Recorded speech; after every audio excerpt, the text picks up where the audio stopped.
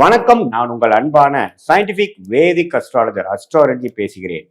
நல்லது நினைப்போம், நல்லதே நடக்கும். இந்த வீடியோல நம்ம என்ன பார்க்க போறோம்னா, தனுசு ராசிக்காரர்களுக்கு அக்டோபர் 2025 எத்தகைய ஒரு மாதமாக இருக்க போகுதுன்னு பார்க்க போறோம். சயின்டிபிக் வேதிக் அஸ்ட்ராலஜி முறையில எந்த விதத்திலும் மிகைப்படுத்தாமல் உள்ளது உள்ளவாறு பார்க்க போறோம். பரிகாரங்கள் அது மாதிரி விஷயத்துக்கு போகாமல் எப்படி உங்களுடைய கிரக அமைப்புகள், கிரக பெயர்ச்சி, கிரக சஞ்சாரங்கள் உங்கள் வாழ்க்கையை அடுத்த கட்ட விஷயத்துக்கு நகர்த்தி எதுமாற கர்மா செயல்படுகிறதுங்கிறது நம்ம பார்க்க போகிறோம். இப்போ பார்த்தீங்கன்னா, ஆண்டு கிரகமாகிய சனி 4ஆம் இடத்திலிருந்து ராசியை 10ஆம் பார்வையாக பார்த்து 7ஆம் பார்வையாக தொழில் ஸ்தானத்தை பார்க்கும் பொழுது, கடந்த 4-5 மாதமாக சனி பயிற்சி ஆனதுக்கப்புறம் தனுசு ராசிக்காரர்களுக்கு நிறையா மாற்றங்கள் வாழ்க்கையில், இடம் சார்ந்த விஷயங்களில் நிறையா ஆக்டிவிட்டி, ப்ராப்பர்ட்டிஸ், மூவபிள் ப்ராப்பர்ட்டிஸ், தாயார், வேலை, தொழில், அது மாதிரி விஷயத்தில் வந்தீங்கன்னா முதல் இருந்ததோட சில உழைப்புகள் அதிகமாக தேவைப்படுகிறது. அதிகமான வேலை செய்ய வேண்டியிருக்கு, அதிகமான டைம் நம்ம ஸ்பெண்ட் பண்ண வேண்டியிருக்குங்கிற மாதிரி அமைப்புகள்லாம் நிறைய பேர்த்துக்கு தனுசு ராசிக்காரருக்கு மாறுறதை நம்ம பார்த்துட்ருக்கோம். அதே சமயத்தில் குரு ராசியை பார்த்து சில கிளாரிட்டியும், இதுவரை பல செலவுகளும் ஒரு 2024 ஏப்ரல்லேருந்து 25 ஏப்ரல் வரைக்கும் ட்ராவலிங், சுப செலவுகள், குடுக்கல் வாங்கல், கடன், இது எல்லாம் செய்து கொண்டிருந்த நீங்கள் இப்போ ஓரளவுக்கு படிப்படியாக பிரச்சனையிலிருந்து மீண்டு கேஷ் டிரான்சாக்ஷன், ஃபினான்ஷியல் ஃப்ளோலாம் பார்த்தீங்கன்னா ஓரளவுக்கு பாசிட்டிவாக போகக்கூடிய ஒரு சில சீர்திருத்தங்களை செய்து கொண்டிருக்கிறீர்கள். குருவின் பார்வை ராசிக்கு இருக்கிறதுனால அந்த கிளாரிட்டி கொடுக்குறார். அதே சமயத்தில் ராகு 3லும் கேது 9லும் இருப்பது மிகவும் சிறப்பு. அதுவும் நல்ல ஒரு சஞ்சாரம். ஸோ பார்த்தீங்கன்னா ஒரு விஷயம், ஒரு இடத்துல ஒரு சைடில் பார்த்தீங்கன்னா நல்ல உழைப்பு, முன்னேற்றங்கள், வேலைகள். அதே சமயத்தில் ஒரு இடத்துல பார்த்தீங்கன்னா பணம், செருப்பு, ஓரளவு கிளாரிட்டியோட செயல்படுறது, தவறுகளிலிருந்து சீர்திருத்தி ஒரு நல்ல வழியில் போகிறதுங்கிற மாதிரி பல மாற்றங்களை நிறைந்த ஒரு அமைப்பாக தனுசு ராசிக்காரர்களுக்கு அக்டோபர் 2025 நடக்குது. கடந்த ஒரு 4 மாதமாகவே தான் ட்ரெண்டு. அதில் ஒரு மாதமாக அக்டோபர் மாதமும் இருக்குது. இதில் மாத கிரகம் பார்த்தீங்கன்னா ராசி அதிபதியாகிய குரு ராசியை பார்க்குறதும், அந்த செவ்வாய்ங்கிற ராஜயோகாதிபதியாகிய செவ்வாய் 11ஆம் இடத்துல இருக்கிறார். ஸோ அது அருமை.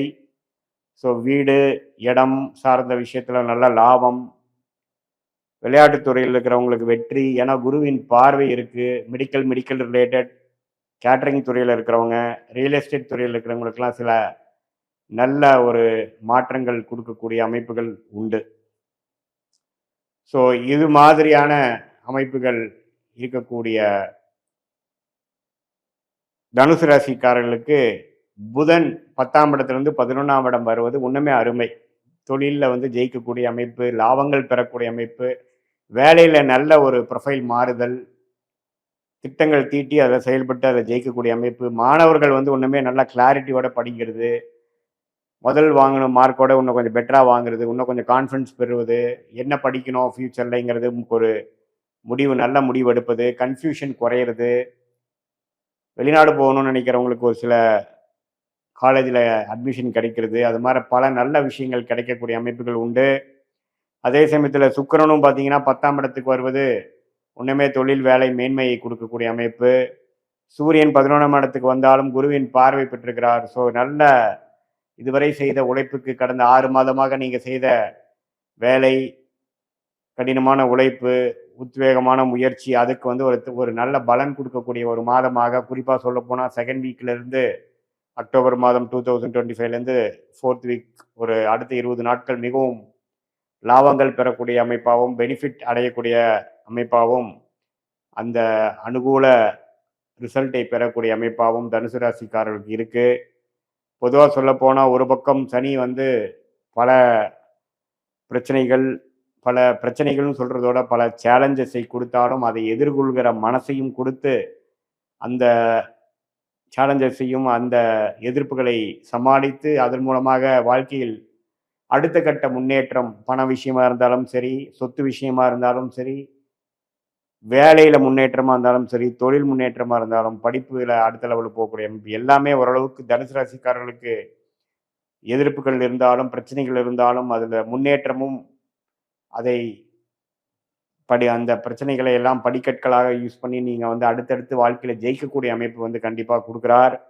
இது பொதுவான பலனே தவிர உங்களுடைய ஜென்ம ஜாதகத்தில் நீங்கள் எந்த தசாபுக்திகளை போயிட்டுருக்கு, நீங்கள் எந்த லக்னத்தில் பிறந்தீங்க, இப்போ தசநாதனும் புக்திநாதனும் கோச்சாரத்தில் எப்படி போயிட்டுருக்கார் அப்படிங்கிறதெல்லாம் சயின்டிஃபிக் வேதிக் அஸ்ட்ராலஜி முறையில் எந்த வித மூட நம்பிக்கையிலும் போகாமல் மிகைப்படுத்தாமல் உள்ளது உள்ளவாறு நம்ம பார்க்கும் பொழுது இப்போ உங்களுக்கு என்ன தசை போயிட்டு இருக்கு, என்ன மாதிரி ஆதிபத்தியம் செயல்படுது, அடுத்த வரக்கூடிய 6 மாதம் எப்படி, அடுத்த வரக்கூடிய 1 இயர் எது மாதிரி ட்ரெண்ட் மாறுது, எந்த பிராப்தங்கள் உங்களுக்கு காத்து கொண்டு இருக்கிறது, எந்த விஷயங்கள் உங்களுக்கு நடக்க காத்து கொண்டு இருக்கிறதுங்கிறதெல்லாம் தெரிந்து கொண்டுவேயானால் அதற்கு தகுந்த மாதிரி ஒரு முடிவுகளை எடுத்து தேவையற்ற சமய விரயங்கள் பொருள் விரயங்களை தவிர்த்து எதிர்நீச்சல் போடாமல் உங்களுடைய கர்மா என்ன சொல்கிறதோ, உங்கள் பிராப்தங்கள் என்ன சொல்கிறதோ அதுக்கு தகுந்த மாதிரி முடிவுகள் எடுத்து வாழ்க்கையில் நீங்கள் எளிதில் வெற்றி பெற முடியும்.